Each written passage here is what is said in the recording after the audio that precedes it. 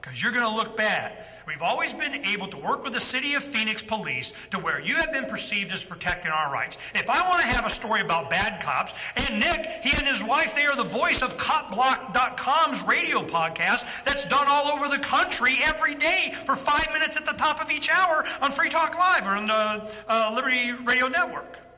So this is, they study this all the time. They're doing stories on it all the time, all the bad cops, all this stuff. I'm going, you know, this guy right here, here's the guy that you want to, and when we had Liberty on Tour come, Adam Mueller is the guy that does Cop Block, right?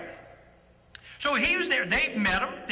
I make sure they all know all these activists. I go, this is your opposition. If you're bad, if you're good guys, they're your friends. And I told them, I said, if I wanted to depict bad cops, I'd just send them over to Scottsdale and Mesa. You know, can we not do this? Well, you know, some of these guys, their mindset's a little different. Well, we want to be able to treat people like Scottsdale and Mesa does. See my point? So I'm going, I want to make sure you guys understand that you're not going to win this. I mean, whatever the heck it is you guys got planned, because the TSA eventually what they did do is they started coordinating. They didn't do the scanner thing. They weren't as aggressive with the pat downs. They still had stories out there, but they kind of let this one slide. They didn't want to have any problems. Plus, I think traveling was lighter than they expected because of the economy, or people just didn't want to go flying. So this is what, after we got all the groundwork taken care of there, after we already had everything set to where we knew it was going to happen, this is what we decided to do. The bags that they have at the TSA, they'd always put your shampoos and stuff in. They got these little Ziploc bags. Well, we decided to have a little packet for it. They called the Transportation Safety Accessories, TSA. We won't fly up that bag, okay? Now, what do we put in there? Now, if we weren't disruptive, if we didn't do a lot of civil disobedience, if we didn't want to get people arrested, if we didn't want to go and get straight on the Guantanamo bus for these young people, if we didn't want to go down that road, what positive impact could we have? What could we learn? What could we teach? What could be the good? We get all kinds of press, and we show the real problem with government. If we could show them that they're bad guys, and local Phoenix police protecting our right to complain. Because I asked them, I go, where is your jurisdiction? Is it where I come off the freeway? I mean, am I allowed to stay at the off-ramp and hold a sign up that says TSA can kiss it while they're feeling it or whatever? I mean, something. Or is it the entrance to the airport? Okay, just when you turn off the road, 24th Street or 44th Street, and go into Sky Harbor, am I allowed there? Am I allowed to go up to the terminal where the people are getting ready to leave, where they drop them off? Can I be there? What about inside the airport? Can I go up to the security checkpoint? Can I go past a checkpoint? Where is your jurisdiction? I just need to know, whose airport is this? Is it the City of Phoenix's airport, or is it the federal government? Is it Janet Napolitano's head of the Gestapo's airport? Which one is it? Oh, no, it's our airport. No, it's us up to the security check-in. But once you get in that check-in line, man, you got to go through screening or it's $10,000 civil fine. All right, we found that out. So we go, okay, all right. So up to that point, I can wear my kilt, my gun, my mask. Is that what you're saying? Well, they really didn't want this gun thing, man. They did not want to play that. And they knew that, we were going to, I wasn't making a big, I just wanted to let them know, you're going to be faced with this. What are you going to do about it? Well, they go, well, we want to be able to go up there. You can't be in the bars, with a gun. And we want to be able to ascertain your state of mind. Or you're of sound mind or something like that. And I go, what? So Nick is sitting right there and he goes, well, what if I use my sound mind to not talk to you because I don't have to? I'm telling you, man, they don't know what the hell to do. I go, you see what I'm talking about? You're going to be faced with this. What are you going to do? You're going to start kicking. You're going to start beating. And every one of these guys got quick on their smartphones. It'll be up on the web before you get done even kicking them. Okay? So they didn't know. Can we have another break? So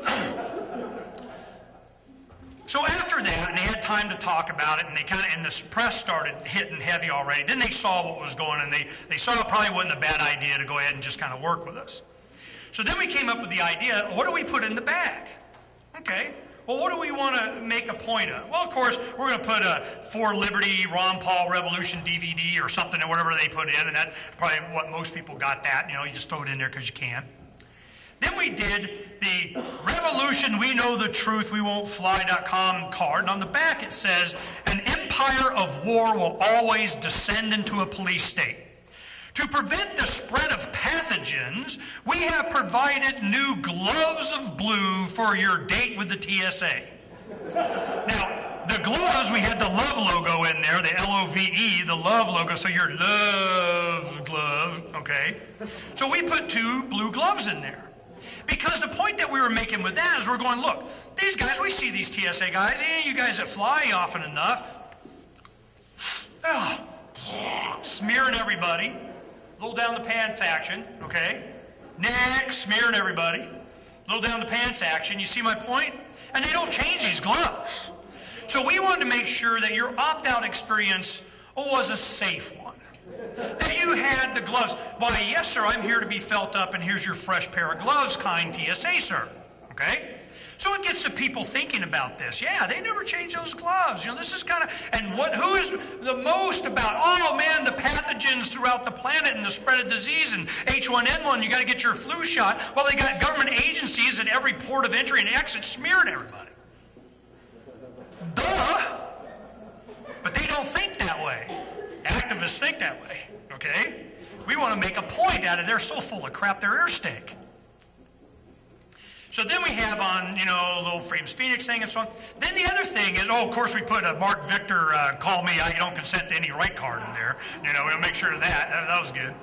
But then we go, what about the TSA workers? And you hear about the radiation of these things is way more than they let on. So much so that they will not allow the TSA workers to wear dosimeters. You can't. So what do? We started checking around, and I'm going, does anybody make these badges that you can put on dosimeters or something? And we're kind of looking. I find this one company, it's called mpdosimetry.com, and I think they were out of Florida or somewhere, and they said, you know, we've been thinking about this. You know, this, of course, you always want to talk to sales, you know.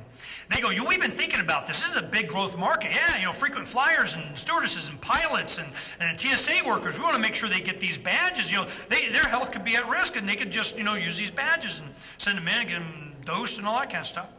And I said, well, if you'll let us put your website on there, we'll, you know, encourage people to go check you out, and you give them a deal or whatever. They go, yeah, there's, depending on how many you order, between $12 and $20 a badge. Well, so what did we do? We found some artwork, and it's called the Godzilla Attack Dosimeter Badge, and it has a stencil of Godzilla on there. So, you know, remember Godzilla was a product of radiation, you know, from Japan, all that kind of stuff. Well, of course it shows, you know, the dosimeter, you know, what colors, depending on how much radiation you get. Now, on the back, we put TSA employees, this is to them, must protect their own health. Rapiscan body scanners emit radiation. It is unclear if either Rapiscan or the United States federal government has any liability for damages caused any individual from radiation exposure and are likely exempt from liability. Internet searches for radiation dosimeter badges will provide you with the information on how you can help protect yourself. Badges can be obtained for $12 to $20 from suppliers like MP Dosimetry. Your safety is your job. So what did we do? Got a little Ron Paul action out there, a little Levolution DVD. We did hundreds of these. We get the gloves of blue to get loved upon by the TSA and opt out safely. So that gets a mindset, hey man, they're not being, you know, all this disease control kind of we don't want spread. Hell, they're the ones I'm going to blame, okay? And we talked to the TSA and the frequent flyers to give them the idea that they need to be responsible for their own health and that they are in danger. One day, we put all this together, we printed it, we had volunteers come down, we put them in there, television crews from all the from the television stations came in, they're videotaping me, they're doing all this kind of stuff, we get this out there. Did we win? Absolutely. We were able to free more minds. We were able to add certain rhetoric, certain concepts, certain concerns, certain, you know, things that people normally wouldn't think about into the discussion, which have now infected across the planet. That's what we do. It is how many minds can you free?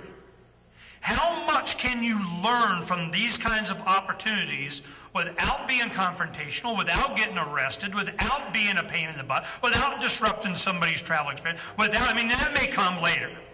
I'm not, saying, against anybody, kind of civil disobedience has its effect, but I'm telling you, what we were able to do, because we have Freedom's Phoenix, we have the volunteers, we have the facility, we have the equipment, we have the printing presses, we have all this, is that within a very short period of time, oftentimes overnight, we can have an entire campaign that will free minds. That's what we do, and I wanted to share it with you.